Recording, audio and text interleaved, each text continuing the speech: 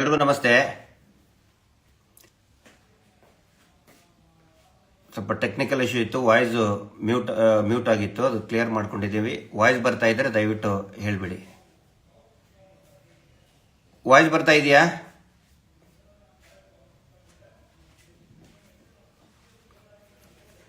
ದಯವಿಟ್ಟು ಯಾರ್ಯಾರು ಜಾಯ್ನ್ ಆಗಿದ್ದೀರಿ ಅದರಲ್ಲಿ ವಾಯ್ಸ್ ಬರ್ತಾ ಇದ್ರೆ ವಾಯ್ಸ್ ಬರ್ತಾ ಇದೆ ಅಂತ ಹೇಳಿ.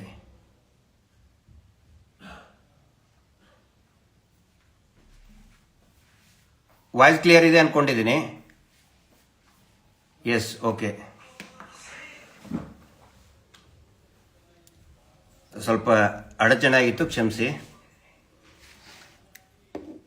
ಆ ಪ್ರಮುಖ ವಿಷಯಗಳನ್ನು ಅತ್ಯಂತ ಕುತೂಹಲವಾಗಿ ಗಮನಿಸ್ತಾ ಇರುವಂತಹ ಈ ಹೂತಿಟ್ಟ ಶವಗಳ ಬಗ್ಗೆ, ಆ ಪ್ರಕರಣದ ಬಗ್ಗೆ crime number 39/2025 Dharmasthala police station, ಅದರ ಕುರಿತಾಗಿ ಏನೊಂದು SIT ತನಿಖೆ ರಚನೆ ಆಗಿದೆ. ಸಾರ್ವಜನಿಕರ ಗಮನಕ್ಕೆ, ನಮ್ಮೆಲ್ಲ ಸೌಜನ್ಯ ಹೋರಾಟಗಾರರ ಗಮನಕ್ಕೆ ಮತ್ತು ವಿಶೇಷವಾಗಿ SIT ಗಮನಕ್ಕೆ ಕೆಲವೊಂದು ಪ್ರಮುಖ ವಿಷಯಗಳನ್ನು ತರೋದಿತ್ತು. ಮೊದಲನೇದಾಗಿ, ತಾವು ಗಮನಿಸಿರ್ತೀರಾ, ಟಿವಿಯಲ್ಲಿ ಪ್ರಮುಖ ಚಾನೆಲ್ಗಳಲ್ಲಿ, ನಮ್ಮ ಎಲ್ಲ ಯೂಟ್ಯೂಬ್ಗಳಲ್ಲಿ ಕೂಡ ಅದನ್ನು ನೋಡಿರ್ತಾರೆ. ಏನು ಅಂತ ಹೇಳಿದ್ರೆ, ಒಂದು 15 ದಿನದ ಹಿಂದ ಒಂದು ಫಾಲ್ಸ್ ಪ್ರೊಪಗಂಡ ಮಾಡ್ತಾ ಬರ್ತಾ ಇದ್ದಾರೆ. ಧರ್ಮಸ್ಥಳ ಪಂಚಾಯಿತಿಯ ಉಪಾಧ್ಯಕ್ಷರಾದಂತಹ ಶ್ರೀನಿವಾಸ್ ಅನ್ನುವಂತಹ ಗ್ರಾಮ ಪಂಚಾಯಿತಿಯ ಉಪಾಧ್ಯಕ್ಷರು ಪ್ರಾರಂಭ ಮಾಡಿದ್ದು. ಅವರು ಒಬ್ಬ ಸ್ಥಳೀಯ ರಾಜಕಾರಣಿ, ಅವರು ಅಧಿಕಾರಿ ಅಲ್ಲ, ಅಥರೈಸ್ಡ್ ಪರ್ಸನ್ ಅಲ್ಲ. 1980 ನಮ್ಮ ಹತ್ರ ರಸೀದಿ ಇದೆ ಅಂತ ಹೇಳ್ತಾ ಇರೋರು ಈಗ ಇನ್ನೊಂದು ಹಂತಕ್ಕೆ ಬಂದಿದ್ದಾರೆ. ಕಳೆದ ಒಂದು 4-5 ದಿನದಿಂದ ಅದಕ್ಕೆ ಮಸಾಲೆ ಸೇರಿಸಿ, ಸೌಜನ್ಯಳ ತಾತನೇ ಅವರ ಅಪ್ಪಂದಿರೇ ಕಾಂಟ್ರಾಕ್ಟರ್ ಆಗಿದ್ರು, ಎದುರು ಕಾಂಟ್ರಾಕ್ಟರು, ಹೆಣ ಹೂಳೋ ಕಾಂಟ್ರಾಕ್ಟರ್, ಏನೇನೋ ಬರೆದಿದ್ದಾರೆ. ಅದರಲ್ಲಿ ಮಸಾಲೆ ಸೇರಿಸಿ ಫೇಕ್ ಐಡಿಗಳ ಮುಖಾಂತರ ಬೇರೆ ಬೇರೆ ವಾಟ್ಸಪ್ ಗ್ರೂಪ್ಗಳಲ್ಲಿ ಹಾಕ್ತಾ ಇದ್ದಾರೆ. ಮತ್ತೆ ಟಿವಿ ಚಾನೆಲ್ಗಳಲ್ಲಿ ಕೂಡ ಗ್ರಾಮ ಪಂಚಾಯತಿ ಅವರದ ಏನೋ ಇಂಟರ್ವ್ಯೂ ತಗೊಂಡಿದ್ದಾರೆ, ರುದ್ರಭೂಮಿಗೆ ಹೋಗಿ. ಇಲ್ಲಿ ಗಮನಿಸಬೇಕಾಗಿರೋದು, ಈ ತರ ಹೇಳಿಕೆಯನ್ನ ಕೊಡೋದು ಯಾವುದೋ ಪುಟಾಣಿ ಪುಟ್ಟ ಸೊಟ್ಟ ಅವರು ಹೇಳಿಕೆ ಕೊಡೋದಲ್ಲ. ಆ ಜಿಲ್ಲೆಯಲ್ಲಿ ಇರ್ತಕ್ಕಂತಹ ಗ್ರಾಮ ಪಂಚಾಯತಿ ಅಂತ ಒಂದೊಂದು ಸರ್ಕಾರಿ ಇಲಾಖೆ, RDPR, rural development and panchayat Raj ಅಂತ ಇಲಾಖೆ ಇದೆ. ಅದಕ್ಕೆ ಅಧಿಕಾರಿಗಳಿದ್ದಾರೆ, PDOದಿಂದ ಸೆಕ್ರೆಟರಿ ಲೆವೆಲ್ಗಳೇ ಅಧಿಕಾರಿಗಳಿದ್ದಾರೆ. ಅವರು ಉತ್ತರ ಕೊಡಬೇಕು. ನಾವು ಈ ವರ್ಷ ಇಷ್ಟು ಏನೋ ಹೆಣಗಳನ್ನು ಹೂತು ಹಾಕುವಂತ ಅಧಿಕೃತ ಕೆಲಸ ಅಲ್ಲ. ಇವರು ಮೊದಲು ಹೇಳ್ತಾರೆ ಏನಂತ, ನಮ್ಮಲ್ಲಿ ಸಫಾಯಿ ಕರ್ಮಚಾರಿಗಳು ಇದ್ರು ಅಂತ ಮೊದಲು ಹೇಳ್ತಾರೆ. ಆಮೇಲೆ ಹೇಳ್ತಾರೆ ನಮ್ಮಲ್ಲಿ ಇದ್ದಿದ್ದಿಲ್ಲ, ಧರ್ಮಸ್ಥಳದಿಂದ ಕರೆಸ್ಕೊಳ್ತಾ ಇದ್ದೀವು ಅಂತ ಹೇಳ್ತಾರೆ. ಅದಕ್ಕೆ ಸ್ಪಷ್ಟನೆಯನ್ನ ಅಧಿಕಾರಿಗಳೇ ಕೊಡಬೇಕು, ತುರ್ತಾಗಿ ಕೊಡಬೇಕು. ಯಾಕಂತ ಹೇಳಿದ್ರೆ SIT ತನಿಖೆ ಪ್ರಾರಂಭ ಆಗಿದೆ.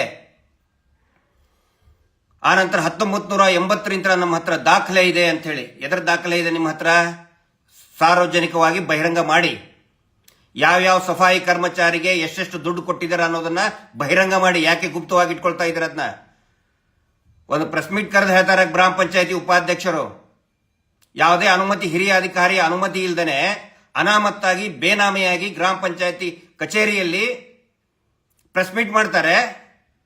ದಾಖಲೆ ಇದೆ ಅಂತ ಹೇಳಿದ್ರೆ ದಾಖಲೆಯನ್ನ ಬಹಿರಂಗ ಮಾಡಬೇಕು. 24 hours ಟೈಮ್ ಕೊಡ್ತಾ ಇದ್ದೀನಿ ನಾನು ನಿಮಗೆ, 24 ಗಂಟೆ ಟೈಮ್ ಕೊಡ್ತಾ ಇದ್ದೀನಿ. ಇವ್ರು ಹೇಳ್ತಾರೆ ಪ್ರತಿಯೊಂದನ್ನು ಕೂಡ ಪೊಲೀಸರ ಸಮ್ಮುಖದಲ್ಲಿ ಆಗಿದೆ, UDR ಆಗಿದೆ. UDR ಆಗಿದ್ರೆ ಎಲ್ಲಿ ಹೆಣ ಹೂತು ಹಾಕಿದ್ದಾರೆ ಅದನ್ನ ಮಾರ್ಕ್ ಮಾಡಬೇಕಾಗುತ್ತೆ. ಯಾವ ಜಾಗದಲ್ಲಿ ಹೆಣ ಹೂತು ಹಾಕಿದ್ದಾರೆ ಆ ಸಂಬಂಧಪಟ್ಟಂತ ಇಲಾಖೆಯ ಹಿರಿಯ ಅಧಿಕಾರಿಯ ಅನುಮತಿ ಬೇಕಾಗುತ್ತೆ. ಒಂದು ವೇಳೆ ಅದು ರುದ್ರಭೂಮಿ ಅಲ್ಲ ಅಂತ ಹೇಳಿದ್ರೆ 24 ಗಂಟೆ ನಾನು ಟೈಮ್ ಕೊಡ್ತಾ ಇದ್ದೀನಿ ಆ ಇಲಾಖೆಯ ಅಧಿಕಾರಿಗಳಿಗೆ. 24 ಗಂಟೆ ಟೈಮ್ ನೀವು ಇವರು ನಿಮ್ಮ ಪಂಚಾಯತಿ ಉಪಾಧ್ಯಕ್ಷರು ಹೇಳಿ ಒಂದಿಷ್ಟು ಫೇಕ್ ಅಕೌಂಟ್ ಮುಖಾಂತರ ಹೇಳ್ತಾ ಇದಾರಲ್ಲ, 1980 ದಾಖಲೆ ಇದೆ ಅಂತ ಹೇಳಿ. ಯಾವ ಜಾಗದಲ್ಲಿ ಡೆಡ್ ಬಾಡಿಯನ್ನ, ಹೆಣವನ್ನ, ಅನಾಥ ಶವಗಳನ್ನ ಹೂತು ಹಾಕಿದೀರಾ? ಯಾವ ಜಗದಲ್ಲಿ ನೀವು ಹೂತು ಹಾಕಿದೀರಾ ಅದನ್ನ ತೋರಿಸಲೇಬೇಕೀಗ. SIT ತನಿಖೆ ಪ್ರಾರಂಭ ಆಗಿದೆ. ನಾನು SIT ಅಧಿಕಾರಿಗಳಿಗೆ ವಿನಂತಿ ಮಾಡ್ಕೊಳ್ತಾ ಇದ್ದೀನಿ, ದಯವಿಟ್ಟು ಅವ್ರು ಏನು ದಾಖಲೆ ಇದೆ ಅಂತ ಹೇಳ್ತಾರೆ, ಯಾವ ಜಗದಲ್ಲಿ ಇದೆ ಅನ್ನೋದನ್ನ ಅವ್ರು ಹೋಗಿ ತೋರಿಸಬೇಕು. 24 ಗಂಟೆ ಟೈಮ್ ಇದೆ ನಿಮಗೆ. ಆದ್ಮೇಲೆ ಎಕ್ಸಿಬಿಷನ್ ಆದ್ಮೇಲೆ ಹೌದು ಅಲ್ಲಿನೇ ಹಾಕಿದ್ದು. ಇನ್ನೊಂದು ಕಡೆ ತೆಗಿತಾರೆ, ಹೌದು ಅಲ್ಲೇ ಹಾಕಿದ್ದು. ಡ್ರಾಮಾ ಬೇಡ, ನಾಟಕ ಬೇಡ, ಈಗಲೇ ತೋರಿಸಬೇಕು. ಆ ವ್ಯಕ್ತಿ ಭೀಮಾ ಅನ್ನುವಂತಹ ವ್ಯಕ್ತಿ ನಿರಂತರವಾಗಿ ಟಾರ್ಗೆಟ್ ಮಾಡ್ತಾ ಇದ್ದೀರಿ ಅವನ ಮೇಲೆ. ಈಗ ಅವನು ತೋರಿಸೋಕ್ಕಿಂತ ಮುಂಚೆನೆ ಬಂದು ತೋರಿಸಿ. ಎಲ್ಲೆಲ್ಲಿ ನಿಮ್ಮ ಹೇಳ್ತಿರಲ್ಲ ಸಫಾಯಿ ಕರ್ಮಚಾರಿಗಳು ಅಂದ್ರೆ ನೀವು ಬಹುಶಃ ದೇಶದಲ್ಲಿ ಇಲ್ಲದೆ ಇರುವಂತ ಯಾವುದೇ ವ್ಯವಸ್ಥೆಯನ್ನು ಇವರೇ ಮಾಡ್ಕೊಂಡಂಗಿದೆ. ನಾವು ಅಲ್ಲಿ ಇನ್ನೊಂದು ಹೇಳ್ತಾರಿಲ್ಲ, ಕಾಡಿನಲ್ಲಿ ಹೂತು ಹಾಕ್ತಿದ್ರು, ಅಲ್ಲಲ್ಲೇ ಹೂತು ಹಾಕ್ತಾ ಇದ್ರು. ಹಂಗಿತ್ತಂತ ಹೇಳಿದ್ರೆ ನಾನು ಮಾನ್ಯ SIT ಅಧಿಕಾರಿಗಳಿಗೆ ವಿನಂತಿ ಮಾಡ್ಕೊತಾ ಇದ್ದೇನೆ, ದಯವಿಟ್ಟು ಫಾರೆಸ್ಟ್ ಇಲಾಖೆಯ ಅಧಿಕಾರಿಗಳನ್ನ ಪರಿಶೀಲನೆ ಮಾಡಿ. ಆ ನಂತರ ಸಂಬಂಧಪಟ್ಟಂತ ಇಲಾಖೆ ಇದೆ ರೀ, ಅವ್ರು ಮಾತಾಡಬೇಕು. ಫಾರೆಸ್ಟ್ ಅಂತ ಹೇಳಿದ್ರೆ ಫಾರೆಸ್ಟ್ RFO ಇರ್ತಾರೆ, DFO ಇರ್ತಾರೆ, ಅವ್ರು ಉತ್ತರ ಕೊಡಬೇಕು. ಗ್ರಾಮ ಪಂಚಾಯತಿ ಅಂತ ಹೇಳಿದ್ರೆ CO ಉತ್ತರ ಕೊಡಬೇಕು. ರೆವೆನ್ಯೂ ಜಾಗದಲ್ಲಿ ಏನಾದ್ರೂ ಹೂತು ಹಾಕಿದ್ರೆ ರೆವೆನ್ಯೂ ಜಾಗದಲ್ಲಿದ್ದ ಆ ತಹಶೀಲ್ದಾರ್ ಆಗ್ಲಿ, AC ಅವರಾಗ್ಲಿ, DC ಅವರಾಗ್ಲಿ, DC ಅವರು ಇಡೀ ಜಿಲ್ಲೆಯ ವ್ಯಾಪ್ತಿಗೆ ಅವ್ರು ಮುಖ್ಯಸ್ಥರಾಗ್ತಾರೆ, ಅವ್ರು ಉತ್ತರ ಕೊಡಬೇಕು. ಈಗಲೇನೆ ತೋರಿಸಿ. 24 hours ಟೈಮ್ ಇದೆ ನಿಮಗೆ. ಪ್ರಪೋಗಂಡ ಮಾಡ್ತಾ ಇದಿರಲ್ಲ, ಪುಟ್ಟ ಕಿಟ್ಟ ಸೊಟ್ಟ, ಬಂದ್ ತೋರಿಸಿ. ಈಗಲೇ ತೋರಿಸ್ಬೇಕದನ್ನ. ಯಾಕಂತ ಹೇಳಿದ್ರು ಮತ್ತೆ ಒಂದು ಡ್ರಾಮಾ ಶುರು ಮಾಡ್ಕೋತಾರೆ. ಎಲ್ಲೆಲ್ಲಿ ಇದು ಮಾಡಿದ್ದು ಅಲ್ಲಿ ಈಗಲೇನೆ ದಾಖಲೆ ತೋರಿಸಿ. ಯಾವ ಸಫಾಯಿ ಕರ್ಮಚಾರಿಗೆ ನೀವು ಎಷ್ಟು ದುಡ್ಡು ಕೊಟ್ಟಿದ್ದೀರಿ, ಬಿಲ್ ಪೇಮೆಂಟ್ ಆಗಿದೆ ತೋರಿಸಿ. ಈಗ ಸಾರ್ವಜನಿಕವಾಗಿ ಬಹಿರಂಗ ಮಾಡಿ, ಕದ್ದು ಮುಚ್ಚಿ ಆಟ ಆಡೋದಲ್ಲ. ಇನ್ನೊಂದು ಪ್ರಮುಖವಾದಂತ ಇನ್ನೊಂದು ಪ್ರಪಗಂಡ, ಏನೋ ಒಂದು ಡ್ರಾಮಾ ಆಡ್ತಾ ಇದ್ದಾರೆ. ಈ ಡ್ರಾಮಾ ಒಂದು ತಿಂಗಳಿಂದ ಜೋರಾಗಿದೆ. ಯಾವಾಗ ಲೆಟರ್ ಬಂತು, ಶ್ರೀಯುತ ಓಜಸ್ವಿ ಗೌಡ ಮತ್ತು ಸಚಿನ್ ದೇಶಪಾಂಡೆ ಅವರ ಒಂದು ಲೆಟರ್ ಬಂತು, ಒಬ್ಬ ವ್ಯಕ್ತಿ ಮುಂದೆ ಬಂದಿದ್ದಾನೆ ಅಂತ ಹೇಳಿದ ಮೇಲೆ ಪ್ಲಾಸ್ಟಿಕ್ ಮುಕ್ತ ಧರ್ಮಸ್ಥಳ ಇನ್ನೂ ಜೋರು ಮಾಡಿದ್ದಾರೆ. ಅದನ್ನ ಫ್ರೀ ಪ್ಲಾಸ್ಟಿಕ್ ಡ್ರೈವ್. ಇದು ಯಾವಾಗ ಅಂತ ಹೇಳಿದ್ರೆ 4 ತಿಂಗಳ ಹಿಂದೆ ಜೋರಾಗಿ ಸ್ಟಾರ್ಟ್ ಮಾಡಿದ್ದಾರೆ ಅಲ್ಲಲ್ಲಿ. ಯಾಕಂತ ಹೇಳಿದ್ರೆ ಅಫಿಡವಿಟ್ ಕೊಟ್ಟಿದ್ದು ಲೀಕ್ ಮಾಡ್ಕೊಂಡಿದ್ದಾರೆ, ಲೀಕ್ ಆಗಿದೆ. ಲೀಕ್ ಆದ್ಮೇಲೆ ಕಾಡಿನಲ್ಲಿ ಓಡಾಡಿ ಪ್ಲಾಸ್ಟಿಕ್ ಆರಿಸ್ತೀವಿ ಅಂತ ಹೇಳಿ ಎಲುಬು ಮೂಳೆಗಳನ್ನ ಆರಿಸುವಂತ ಕೆಲಸ ಮಾಡ್ತಾ ಇದ್ದಾರೆ ಅನ್ನುವಂತ ಸಂಶಯ ಇದೆ. ಸಾಕ್ಷಿಗಳನ್ನ ನಾಶ ಮಾಡ್ತಾ ಇದ್ದಾರೆ ಅನ್ನುವಂತ ಸಂಶಯ ಇದೆ. ದಯವಿಟ್ಟು ಅಲ್ಲಿರ್ತಕ್ಕಂಥ ಪೊಲೀಸ್ ಅಧಿಕಾರಿಗಳಿಗೆ, ಬೆಳ್ತಂಗಡಿ ಪೊಲೀಸ್ ಅಧಿಕಾರಿಗಳಿಗೆ, ಧರ್ಮಸ್ಥಳದ ಪೊಲೀಸರಿಗೆ, DYSP ಬಂಟ್ವಾಳ ಅವರಿಗೆ ಸಾಕ್ಷಿಗೆ ಪ್ರೊಟೆಕ್ಷನ್ ಕೊಡಕ್ಕಾಗುದಿಲ್ಲ ಅಂತ ಹೇಳಿ ಒಂದು ಪ್ರಪೋಸಲ್ ಇಟ್ಟಿದ್ದೀರಲ್ಲ, ಅವ್ರಿಗೆ ಹೇಳ್ತಾ ಇದ್ದೀನಿ ನಾನು, ದಯವಿಟ್ಟು ಗಸ್ತನ್ನ ತಿರುಗಿಸಬೇಕು. ಸಾಕ್ಷಿ ನಾಶ ಆಗ್ಲಾರ್ದಂಗೆ. ಅದು ಯಾವನವನು ಪ್ಲಾಸ್ಟಿಕ್ ಡ್ರೈವ್ ಮಾಡ್ತಾ ಇದ್ದಾನೆ, ಪ್ಲಾಸ್ಟಿಕ್ ಫ್ರೀ ಡ್ರೈವ್ ಮಾಡ್ತಾ ಇದ್ದಾನೆ, ಚೆಕ್ ಮಾಡಬೇಕು. ಅದನ್ನು ಮಾಡೋದಕ್ಕೆ ಅನುಮತಿ ಕೊಡಬಾರದು. ಯಾವುದೇ ರೀತಿಯಾದಂತಹ ಇಲ್ಲಿ ಡ್ರಾಮಾ ನಾಟಕ ಆಡುವಂತ ಬಡ್ಡಿ ಪೂಜ್ಯರು ಮಾಡ್ತಾ ಇರುವಂತ ಡ್ರಾಮಾಕ್ಕೆ ಅವಕಾಶ ಕೊಡಬಾರದು. ಸಾಕ್ಷಿ ಮಾಡೋದಕ್ಕೆ ಎಲ್ಲಾ ಪ್ರಯತ್ನಗಳನ್ನ ಮಾಡ್ತಾ ಇದ್ದಾರೆ. ಅದಕ್ಕೆ ನಾನು ಹೇಳಿದ್ದು, ನಾವು ಅಲ್ಲಿ ಗೊತ್ತಿದೆ ದಾಖಲೆ ಇದೆ ಅಂತ ಹೇಳ್ತಿರಲ್ಲ. 2003ರಿಂದ ರುದ್ರಭೂಮಿ ಏನೋ ಇದನ್ನ ಸರಿಯಾಗಿ ಹುಳ್ತಾ ಇದಾರಂತೆ. ಅಂದ್ರೆ 2003 ಏನಾಯ್ತು? ಏನ್ ಭೂಕಂಪ ಆಯ್ತಾ? ಏನ್ ಜ್ವಾಲಾಮುಖಿ ಆಯ್ತಾ? ಏನ್ ಇವ್ರಿಗೇನಾದ್ರೂ ಜ್ಞಾನೋದಯ ಆಯ್ತಾ? ರೇಪಿಸ್ಟ್ ಕೊಲೆಗಡಕರಿಗೆ ಅದನ್ನೆಲ್ಲವನ್ನು ಕೂಡ ಪರಿಶೀಲನೆ ಮಾಡಬೇಕಾಗತ್ತೆ. ಮತ್ತೊಂದು ಪ್ರಮುಖ ಅಂಶ, ನಿನ್ನೆ ಯಾರೋ ಒಬ್ರು ದಲಾಲ್ ಸ್ನೇಹಮಹಿ ಅನ್ನುವಂತಹ ವ್ಯಕ್ತಿ, ನೋಡಿ ದುರಂತ ಹೆಂಗಿದೆ ಈ ಸಮಾಜದ, ಈ ವ್ಯವಸ್ಥೆಯ ದುರಂತ ಹೆಂಗಿದೆ ನೋಡಿ. ನಿನ್ನೆ ಅವನ ಹೆಸರೇನು ಸ್ನೇಹಮಯಿ ಅಂತೆ. 3 ಜನರ ಮೇಲೆ, ಅಂದ್ರೆ ನಾನು, ಗಿರೀಶ್ ಮಟ್ಟಣ್ಣವರ್, ಮಹೇಶ್ ಶೆಟ್ಟಿ ತಿಮರೋಡಿ, ಸಮೀರ್ ಮೇಲೆ ತನಿಖೆ ಆಗಬೇಕು ಅಂತ ಹೇಳಿ, ಬಹುಶಃ ಆ ಅವಿವೇಕಿಗೆ ಗೊತ್ತಿಲ್ಲ. ಕಳೆದ 2 ವರ್ಷದಿಂದ ನಾವೇ ಹೇಳ್ತಾ ಇದ್ದೀವಿ, ನಾವು ಸುಳ್ಳು ಹೇಳ್ತಾ ಇದ್ರೆ ನಮ್ಮ ಮೇಲೆ ತನಿಖೆ ಮಾಡಿ ಅಂತೇಳಿ. ನಾವೆಲ್ಲರೂ ಕೂಡ ರೆಡಿ ಇದ್ದೇವೆ ಅದಕ್ಕೆ. ಮಹೇಶ್ ಶೆಟ್ಟಿ ತಿಮ್ರೋಡಿ ಅವರು ಬಾಂಬೆದಿಂದ ದುಡ್ಡು ಬಂತು ಅಂತ ಹೇಳಿ ಅವರ ಆಸ್ತಿ ಮಾರಿದ್ದಾರೆ. ಆಸ್ತಿ ಮಾಡಿದ ಎಲ್ಲಾ ದಾಖಲೆ ಇದೆ. ಅದನ್ನು ಮುಂದಿಟ್ಟುಕೊಂಡು ಇಡಿ ತನಿಖೆ ಮಾಡಿ, ಆ ತನಿಖೆ ಮಾಡಿ, ಖಂಡಿತ ಮಾಡಿ ಅಂತ ನಿನ್ನೆನೂ ಲೈವ್ ಅಲ್ಲಿ ಹೇಳಿದ್ದೀನಿ, ಇವತ್ತು ಲೈವ್ ಅಲ್ಲಿ ಹೇಳಿದ್ದೀನಿ. ಅದೇ ರೀತಿ ಈ ಸ್ನೇಹಮಯಿ ಕಂತ್ರಿ ಅನ್ನುವಂತಹ ದಲಾಲನ ಮೇಲೆ ದಯವಿಟ್ಟು ದೂರನ್ನ ದಾಖಲು ಮಾಡಿ, ಇವನಿಗೂ ಮತ್ತು ಆ DKಶಿಗೆ ಏನು ಸಂಬಂಧ ಇದೆ, ಇವನಿಗೆ ಯಾರು ಸುಪಾರಿ ಕೊಟ್ಟಿದ್ದಾರೆ, ಇವನ ಟ್ರಾನ್ಸಾಕ್ಷನ್, ಬೇನಾಮಿ ಟ್ರಾನ್ಸಾಕ್ಷನ್, ಅದು ಕೂಡ ತನಿಖೆ ಆಗಬೇಕು, ಆಗಲೇಬೇಕು. ಅಷ್ಟೇ ಅಲ್ಲ, SIT ಮುಖ್ಯಸ್ಥರಿಗೆ ನಾನು ವಿನಂತಿ ಮಾಡ್ಕೊಳ್ತಾ ಇದ್ದೀನಿ, ಈ ಪ್ರಕರಣಗಳನ್ನ ಸಮೀರನ್ ಹೆಸರು ತಗೊಂಡಿದ್ದಾರಲ್ಲ, ಸಮೀರನ ಮೇಲೆ FIR ಆಗೋದಕ್ಕೆ ಯಾವ್ಯಾವ ಅಧಿಕಾರಿಗಳು ಕುತಂತ್ರವನ್ನ ಮಾಡಿದ್ದಾರೆ, ತಮ್ಮ ಲಾಬಿ, ತಮ್ಮ ಪ್ರಭಾವವನ್ನ, ನಕಲಿ ದೇವಮಾನವನ ಮಾತನ್ನ ಕೇಳಿ ಸಮೀರನ್ ಮೇಲೆ ಬಳ್ಳಾರಿಯಲ್ಲಿ ಕೌಲ್ ಬಜಾರ್ ಸ್ಟೇಷನ್ ನಲ್ಲಿ FIR ಮಾಡೋದಕ್ಕೆ ಯಾವ್ಯಾವ ಅಧಿಕಾರಿ ಒಳಸಂಚು ಮಾಡಿದ್ದಾರೆ ಅವರ ಬಗ್ಗೆನೂ ಕೂಡ ತನಿಖೆ ಆಗಲಿ, ಎಲ್ಲರ ಮೇಲೂ ತನಿಖೆ ಆಗಲಿ. ನಿನ್ನೆ ಹತ್ತತ್ರ ಸುಮಾರು 1 ಗಂಟೆಗೆ, ಕರೆಕ್ಟ್ ಆಗಿ ಕೇಳ್ಕೊಳ್ಳಿ, ಟೈಮಿಂಗು, ಪ್ಲೇಸ್ ಕೇಳ್ಕೊಳ್ಳಿ, ಸ್ಥಳ ಯಾವುದು? ವಿಧಾನಸೌಧದ 3ನೇ ಮಹಡಿ, ಕೊಠಡಿ ಸಂಖ್ಯೆ 339. DK ಶಿವಕುಮಾರ್ ಅವರ ಆಪ್ತ ಕಾರ್ಯದರ್ಶಿ ಇರುವಂತಹ ಚೇಂಬರ್ ಶ್ರೀಧರ್ ಅಂತ ಇದ್ದಾರೆ. ಅವ್ರ ಹತ್ರ ಈ ನಕಲಿ ದೇವಮಾನವನ ಗ್ಯಾಂಗ್ ಬರ್ತದೆ. ಬಂದು ವಸೂಲಿ ಬಾಜು ಮಾಡಕ್ ಸ್ಟಾರ್ಟ್ ಮಾಡ್ತಾರೆ. ಮೊದಲಾಗಿ ಹೇಳೋದು, ಅಯ್ಯೋ ತುಂಬಾ ಡ್ಯಾಮೇಜ್ ಆಗ್ತಾ ಇದೆ, ಹೆಂಗಾದ್ರೂ ಮಾಡಿ ಕಂಟ್ರೋಲ್ ಮಾಡಬೇಕು ಸರ್, ಇದನ್ನ ಕಂಟ್ರೋಲ್ ಮಾಡಬೇಕು ಅಂತ. ಆ ನಂತರ ನೋಡಿ SIT ಅಧಿಕಾರಿಗಳು ಹಿಂದೆ ಸರಿತಾ ಇದ್ದಾರೆ, ನಾವೆಲ್ಲ ವ್ಯವಸ್ಥೆ ಮಾಡಿದೀವಿ, SITಗಳ ಅಧಿಕಾರಿಗಳು ಹಿಂದೆ ಸರಿತಾ ಇದ್ದಾರೆ ಅಂತ ಹೇಳಿ. ಅದಕ್ಕೆ ಆ ಅಧಿಕಾರಿ ತಕ್ಕನಾಗಿ ಉತ್ತರ ಕೊಟ್ಟಿದ್ದಾರೆ, ನೋಡಿ ಆ ತರ ಏನೂ ಇಲ್ಲ, ಅವ್ರಿಗೆ ಕೇಳಿನೇ SIT ಮಾಡಿರ್ತಾರೆ ಅಂತ ಹೇಳಿ. ಇಲ್ಲ, ಏನಾದ್ರೂ ಮಾಡಿ ಕಂಟ್ರೋಲ್ ಮಾಡಬೇಕು, ಇವ್ರನ್ನ ಡ್ಯಾಮೇಜ್ ಆಗ್ತಾ ಇದೆ. ಇಲ್ಲಿ ನಾನು ಹೇಳೋದು ಸುಳ್ಳಾದ್ರೆ ವೆರಿಫೈ ಮಾಡ್ಕೊಳ್ಳಿ, CC ಕ್ಯಾಮ್ರಾ ತಗೊಳ್ಳಿ. ವಿಧಾನಸೌಧ 3ನೇ ಮಾಡಿ, ರೂಮ್ ನಂಬರ್ 339. ಅದಾದ ಮೇಲೆ ಈ ಸ್ನೇಹಮಯಿ ಅನ್ನುವಂತಹ ಒಬ್ಬ ದಲಾಲ್, ಅವನು ಎಲ್ಲ ಹೊರಗಡೆ ಬಿಚ್ಚಿಡ್ತಾ ಇದೀವಿ ಈಗ. ಈ ದಲಾಲ್ ಹೋಯ್ದು ಕಂಪ್ಲೀಟ್ ಡ್ರಾಫ್ಟ್ ಎಲ್ಲ ರೆಡಿ ಮಾಡ್ಕೊಂಡು ಬಂದು, ನಾನು ಕೇಳೋದಿಲ್ಲ, ಈ ನಕಲಿ ದೇವಮಾನವನ ಗ್ಯಾಂಗಿಗೆ DK ಶಿವಕುಮಾರ್ ಕಚೇರಿಯಲ್ಲಿ ಏನ್ರಿ ಕೆಲಸ, ಏನ್ ಕೆಲಸ ಇದೆ? ಅವರ PAಗೆ ಹೋಗಿ ಭೇಟಿಯಾಗುವಂತ ಏನ್ ಕೆಲಸ ಇಷ್ಟೊತ್ತಿನಲ್ಲಿ, ಈ ಹೊತ್ತಲ್ಲಿ ಇಡೀ ರಾಜ್ಯ ದೇಶ ಗಮನಿಸ್ತಾ ಇರುವಂತಹ ಪ್ರಕರಣ ನಡಿಬೇಕಾದ್ರೆ ಇವರು ಸಂಡೇ ಲಾಯರ್ಗಳು ಹೋಗಿ, ನಾನು ಲಾಯರ್ ಅಂತ ಹೇಳಿದ್ರೆ ನನಗೆ ಬಹಳ ವಿಶೇಷ ಗೌರವ ಇದೆ.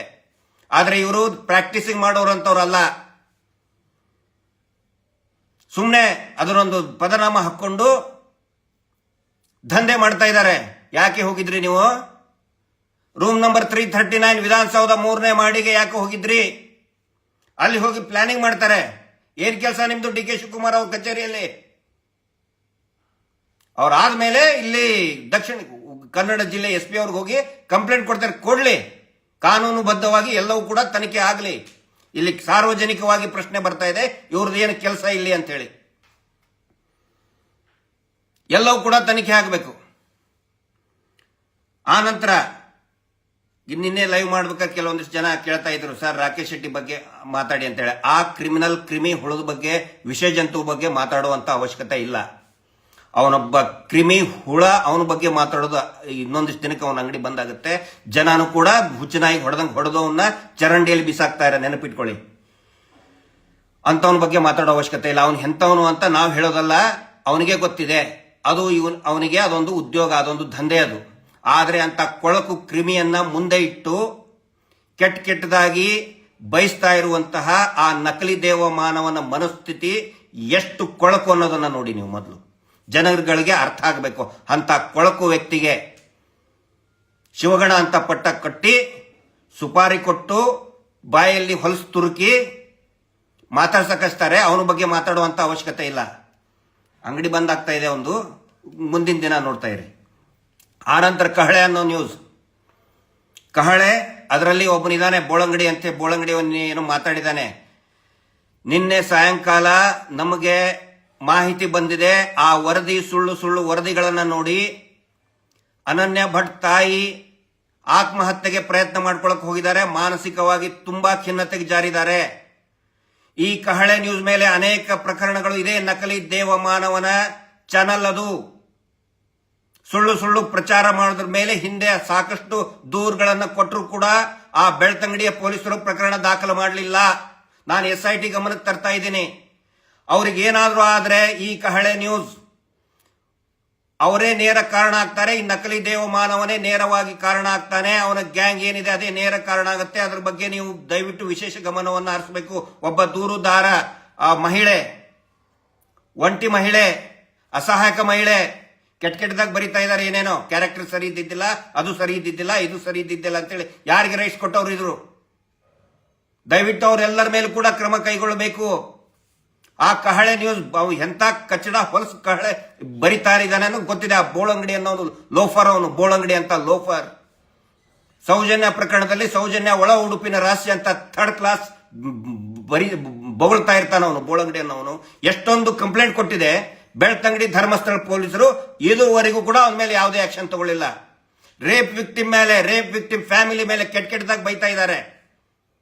ವರ್ಮಾ ಕಮಿಟಿ ಇದೆ. ವರ್ಮಾ ಕಮಿಟಿ ಪ್ರಕಾರ ರೇಪ್ ವಿಕ್ಟಿಮ್ ಮೇಲೆ, ಅವರ ಫ್ಯಾಮಿಲಿ ಮೇಲೆ ಕೆಟ್ಟದಾಗ ಬೈಬಾರ್ದು, ಟಾರ್ಗೆಟ್ ಮಾಡಬಾರ್ದು ಅಂದ್ರೂ ಕೂಡ ಈ ನಾಲಾಯಕ್ ಬೋಳಂಗಡಿ ಅನ್ನುವಂತಹ ಎಲಬು ತಿಂದು ಮಾತಾಡುವಂತಹ ವ್ಯಕ್ತಿ ಅವನು ಕಹಳೆ ನ್ಯೂಸ್ ನಲ್ಲಿ ಬೊಗಳ್ತಾ ಇರ್ತಾರೆ. ಇದುವರೆಗೂ ಕೂಡ ಬೆಳ್ತಂಗಡಿ ಪೊಲೀಸ್ ಸ್ಟೇಷನ್ ಬಂಟ್ವಾಳದವರು DSP ಆದಂತವ್ರು ಯಾವುದೇ ಕ್ರಮ ಕೈಗೊಂಡಿಲ್ಲ. ಯಾಕೆ ಕ್ರಮ ಕೈಗೊಂಡಿಲ್ಲ? ಸಮೀರ್ ಒಂದು ವಿಡಿಯೋ ಬಂದ ತಕ್ಷಣ FIR ಮಾಡ್ತೀರಿ ನೀವು. ಯಾಕೆ ಕಹಳೆ ಮೇಲೆ ಮಾಡಲಿಲ್ಲ ಇನ್ನುವರೆಗೆ? ಇದು ನೇರವಾಗಿ ಗೊತ್ತಾಗ್ತಾ ಇದೆ ಸಾರ್ವಜನಿಕರಿಗೆ. ಅಲ್ಲಿಯ ಪೊಲೀಸರು ಯಾವ ರೀತಿ ಶಾಮೀಲಾಗಿದ್ದಾರೆ, ಕೊಲೆಗಡಕರ ಜೊತೆಗೆ ಯಾವ ರೀತಿ ಶಾಮೀಲಾಗಿದ್ದಾರೆ ನೇರವಾಗಿ ಕಾಣ್ತಾ ಇದೆ. ನಾವು ತಪ್ಪು ಮಾಡಿದ್ರೆ ನಮ್ಮ ಮೇಲೆ ಕೇಸ್ ಮಾಡಿ, ನಾವೇನಾದ್ರೂ ತಕರಾರು ಮಾಡಲ್ಲ, ಕ್ರಮ ಕೈಗೊಳ್ಳಿ. ತಕರಾರು ಮಾಡಿಲ್ಲ ಯಾವತ್ತಿಗೂ ಕೂಡ. ಅವ್ರನ್ನ ಯಾಕೆ ಸುಮ್ಮನೆ ಬಿಡ್ತಾ ಇದ್ರಿ, ಬೊಗಳಾಕ್ ಬಿಡ್ತಾ ಇದ್ರಿ? ರಾಕೇಶ್ ಶೆಟ್ಟಿ ಆ ಒಬ್ಬ ಯಾರು ಭೀಮಾ ಇದ್ದಾನೆ, ದಲಿತ ಕುಟುಂಬದಿಂದ ಬಂದವನು, ಬೇಕು ಅಂದ್ರೆ ಕೆಟ್ಟದಾಗ ಬೈತಾ ಇದ್ದಾನೆ. ಯಾಕೆ ಸುಮೋಟೋ ಕೇಸ್ ರಿಜಿಸ್ಟರ್ ಮಾಡಲಿಲ್ಲ? ಸಮೀರಿನ ಮೇಲೆ 2 FIR ಮಾಡಿದ್ದೀರಾ ನೀವು. ನಾಚಿಕೆ ಆಗಲ್ಲ ನಿಮ್ಗೆ ಪೊಲೀಸರಿಗೆ?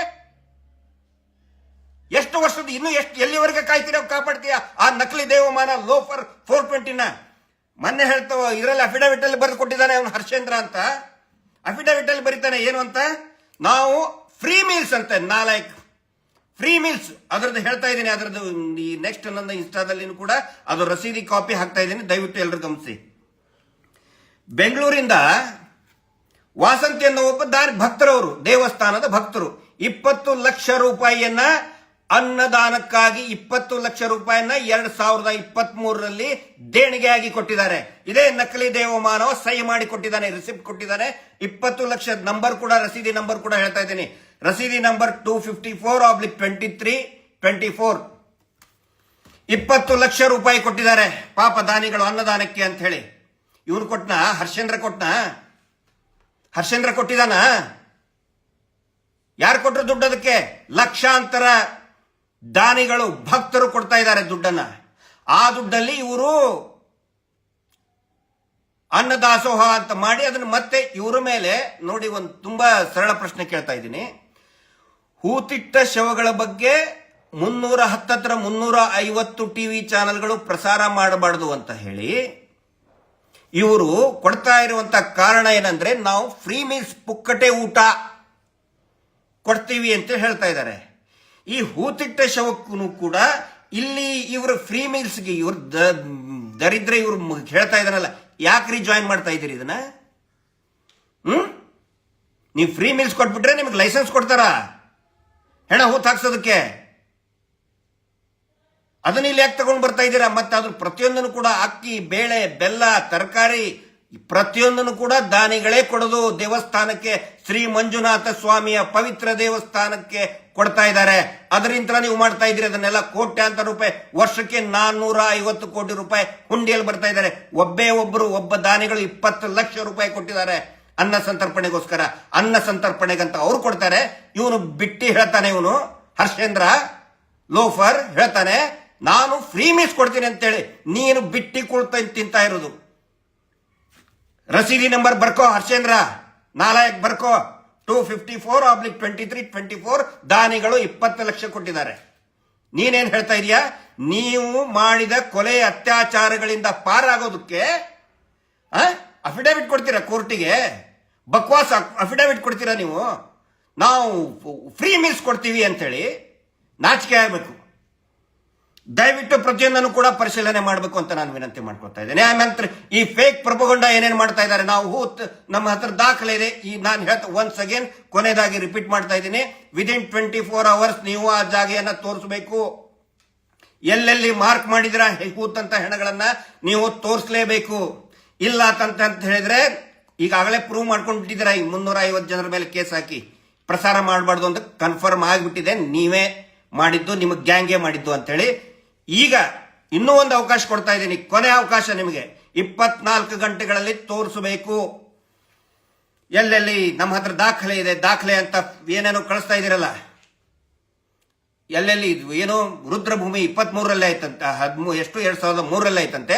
ಅದಕ್ಕಿಂತ ಮುಂಚೆ ನಾವು ಅಲ್ಲೆಲ್ಲಿ ಹೂತಾಕ್ತಿದ್ರು ಅಂತ ಹೇಳಿ ಅದಕ್ಕೆ ಸಂಬಂಧಪಟ್ಟಂತ forest department, revenue department, police department ಕೂಡ ಉತ್ತರ ಕೊಡಬೇಕೀಗ. ಬೆಳ್ತಂಗಡಿ ಪೊಲೀಸರು ಉತ್ತರ ಕೊಡಬೇಕು. ಎಲ್ಲೆಲ್ಲಿ ಹೂತ್ ಹಾಕಿ ಹೌದು UDR ಸ್ವಾಮಿ ಅದು ನಾವು ಇಂತಲ್ಲಿ ಮಾರ್ಕ್ ಮಾಡಿದೀವಿ ಅಂತೇಳಿ ತೋರಿಸಬೇಕು. ಇಲ್ಲ ಅಂತ ಹೇಳಿದ್ರೆ ಇವ್ರು ಎಲ್ಲರನ್ನು ಕೂಡ ಅರೆಸ್ಟ್ ಮಾಡಬೇಕು. ಎಲ್ಲೆಲ್ಲಿ ಜಾಗ ಸಿಗ್ತದೆ ಆ ಜಾಗ ಯಾವ ಇಲಾಖೆಗೆ ಸಂಬಂಧಪಟ್ಟಿದ್ದು ಆ ಜಾಗ ಅಧಿಕಾರಿಗಳನ್ನ ಆ ವರ್ಷದಿಂದ ಇಲ್ಲಿವರೆಗೆ ಯಾರ್ಯಾರಿದ್ದಾರೆ ಎಲ್ಲರ ಮೇಲೂ ಕೂಡ ಎನ್ಕ್ವೈರಿ ಆಗಬೇಕು. ಪ್ರತಿಯೊಂದು ಕೂಡ ತನಿಖೆ ಆಗಲಿ ಅಂತ ಹೇಳ್ತಾ SIT ತಂಡಕ್ಕೆ ಶುಭಾಶಯವನ್ನು ಕೋರ್ತಾ ಅತ್ಯಂತ ಪ್ರಾಮಾಣಿಕವಾಗಿ ಪಾರದರ್ಶಕವಾಗಿ ಆಗಲಿ ಅಂತ ಹೇಳ್ತಾ ಇವತ್ತಿನ ಈ ಲೈವ್ ಅನ್ನ ಮುಗಿಸ್ತಾ ಇದ್ದೀನಿ. Justice for Sowjanya. ನಮಸ್ತೆ.